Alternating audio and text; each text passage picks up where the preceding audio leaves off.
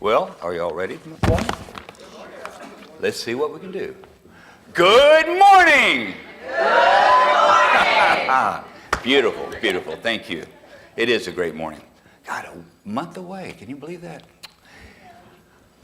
I want to start with a quote it's an anonymous quote. It says, "My work will not begin with the violence I see around me. It will begin with the violence I see within me." You know, there's a lot of turmoil that seems to be going on today, isn't there? You know, in Washington and other places. But it begins with us. It always begins with us. That we need to deal with the turmoil inside of us. The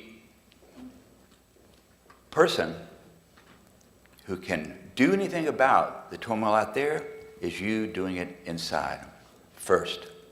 Then you can deal with it out there, and you'll see how much calmer it will be and how much safer it will be for you. But you got to deal with those little aspects of yourself, right? It's this guy went to a wise man. He said, "Please take me to the realm of perfect peace." And the wise man looked at him and says, "If I took you to the realm of perfect peace, it wouldn't be perfect peace anymore." So you have to come to that peace inside yourself. Who you are does not hold you back. It's who you think you're not that holds you back. And there's always little voices in there telling you how you're not. But in order for us to be safe in this world, we have to be safe within us. You know, those parts of us is always chattering in different ways. There's the critic. "Oh, you can't do that, it's not good." You had the mom saying, "Now you do it like mom says." And you got, the dad, and you got the frightened child. "Oh, it's scary out there, let's just not do it." And all those the clown that just wants to play all the time. All kinds of different aspects of ourselves that we need to look at and integrate into who we are, which is Christ's Spirit. We also have to realize that even though they sabotage us, a lot of times, they mean good. There's nothing that does not mean good, even those little aspects of you. If you ask the critic, and a lot of times what you need to do is turn to them and say, "What are you here for? What do you want from me?" And they say, "Well, I just want you to do better. I just want you to be, a really good person and do what you can." And someone says, "You can't do that, you can't do that," the little voice says, "Well, I was trying to save you from having to have the embarrassment of doing it." So what do? You just turn to that aspect in your mind. You say, "Thank you very much, but I love you, I hear you, but we got this.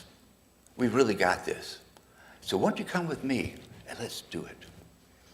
Then that voice will calm down. If you don't, if you push it away, try to make it exiled from you, it will get louder and louder, and it'll come up in unusual places. So you have to really integrate all those different parts of ourselves. Now, this is called a Bible. This is something that we all have. In fact, 4 out of 5 families has a Bible in this country. 4 out of 5. Yet only half those people ever even read anything in it. And very few have ever read it all the way through. And the reasons why people give is that they say, "Well, it's confusing, I don't understand it, it contradicts itself, it's in a language I don't really like, it's But they see it as as stories 2,000 or 3,000 years ago. But what the Bible is, it is a journey lesson for us. It's about us, for us, and it's us to get to that place that we want to be perfectly at peace, perfectly happy. So how is it a part of everything we do? Well, you see, the Bible is about those aspects I talked about of us. Every character in the Bible is really just that part of us that teaches us. And every wisdom book is like that. The Usadas of the Hindu religion, the book of the Usadas, is not about, well, it is about things going on, but it's mostly about the conception of the mind as regulated by conditioned automatic ways of thinking. And it's showing people how to get away from that. They're called samkaras in Sanskrit, those conditioned responses. And that's what we have, isn't it? The Buddha discourses, it's about love yourself more than anything else and work on yourself more than anything else. The Quran, do you know in the Quran that the word self appears 49 times? But the interesting part is it always shows up as a verb. Because the self is fluid. The self needs to be going and be going to that place inside of you that is perfect, wonderful, and always leading that way. Our spiritual journey starts within us, not out there, not by my words, not by somebody else's, but inside yourself. Now, you say, well, how does the Bible do that? You know, what in the Bible is like that? And I say everything in this Bible is like that. Let's just take a few examples. In the Old Testament, there's Adam. Adam pretty much had it made there in the Garden of Eden. But then he did something really stupid and he got kicked out, right? Well, how many times that little voice says, let's not rock the boat here. You know, it's good, it's comfortable, it's happy. If you do something, we'll get cast out. We have to start all over again. So that little voice is that Adam voice. Then you have King David. Great King David. Great king, had it all. He was a shepherd boy, became king of Israel. And so what did he do? He spotted a nice-looking woman on the rooftop and says, I want her. He happened to be married to one of his lieutenants, so he sends a lieutenant on a suicide mission and brought disgrace to himself. Now, why would a king who could have anything do that? But don't we do that to ourselves a lot of times? Don't we say, well, we don't really deserve this. This is wonderful, but I'm really just a shepherd boy, and I don't deserve being a king. So I'm going to sabotage myself so that it'll all go away, and I can be comfortable again.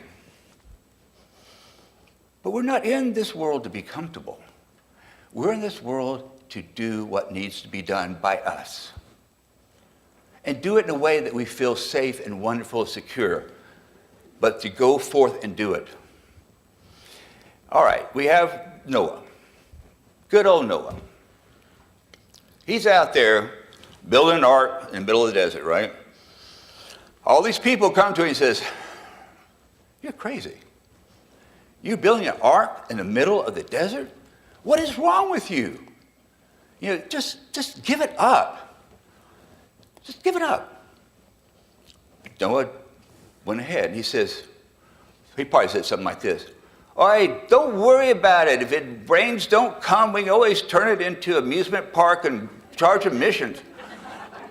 But he had faith of what he was doing. And it goes on and on. Job, you know, why me? Why me? How many times do we do that to ourselves? Why me? I'm so good. Why you do it to me, God? How you let those people who are really bad get rich and me not? The Job in us. New Testament, same thing. We have Jesus, who's our way shower, who shows us the way in everything that he taught. But he had to go through the 40 days and nights. And in those 40 days and nights, he had those voices going. You know, you could have all this earthly stuff if you just quit this ministry crap. You know, if you just let it go, I mean, you're going to be going around like a beggar. You know, what's wrong with you? You could have a lot more than that. So he had to go through all those voices, all those things that went to him to get absolutely pure and straight with what he needed to do. So even Jesus did that. And we also have all the stories, either the real characters or parables. Like the woman at the well who was ostracized. And Jesus came up and said, give me water, it's fine. And she was no longer felt apart from humanity and from the Jewish people because she was Palestinian. The prodigal son. How many times do we feel like that we really have messed up and we want to go home but feel like we can't? The home inside of ourselves, that perfect place, that peaceful place, knowing that God is waiting there in open arms, but we feel ashamed of ourselves. We feel embarrassed. We feel lack. So we don't. And these are just a few of every single one of the characters in the Bible and stories in the Bible is about that. So when you read the Bible, read it as a journey for you. As all the things that it's going to show you that is going on in your head that you need to get rid of. You need to let go of. Not get rid of, because you try to get rid of it, it's going to get stronger, but to integrate into yourself. The aspect that's meant to be is that we're meant to be whole on our journey, to be one with Christ. We need to start realizing that there is a core self, a beautiful Christ self within us. But there's all these other little things going on, little voices that keep us from absolutely being in that self. Now, they're all there, supposedly, I think they're protecting the self. You know, I'm just protecting them from getting embarrassed, I'm protecting them for this. But you need to calm them down and just say, come to me. Come to me and let's do it. Come to me because I no longer need to hear that. Because I got it. I got it. There was some students that were lined up for a cafeteria for lunch. And at the head of the table was a big pile of apples. And there was a note on it saying, take only one, for God is watching. So a little girl went through the line, went past the apple, got her one apple, and went down the chocolate chip cookies, and she says, hey, everybody, get all the chocolate chip cookies you want, because God's watching those apples. Don't we do that a lot? That we focus on something and forget about the rest of us, who we really are. So let's quit focusing on the apples and focus on the whole picture. To integrate all those things in you. There was a teacher that had an essay, gave it to this boy, and he gave it, the brother had to do the same essay, had to write about the same thing. The teacher went to the little boy and says, look, your essay, word by word, is the very same as your brother. Why is that? He said, because it's the same dog. You think your mind is that same dog. Well, we need to be creative in our essays and be creative in how we deal with ourselves and know that those voices are there for reasons that no longer serve. That no longer serve. They may have served when you were a child, may have served when you were 18, but all those voices and do not serve you, and you just need to let them know that. Say, you no longer serve me, but I love you. Come inside. Let's all do it together.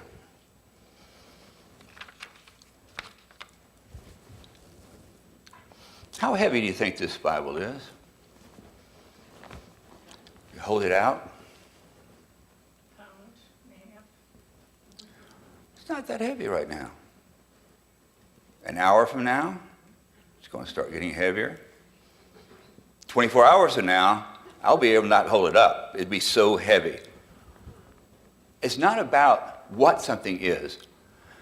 It's about what you're doing to deal with it. The weight doesn't matter. It depends on how long you hold on to something.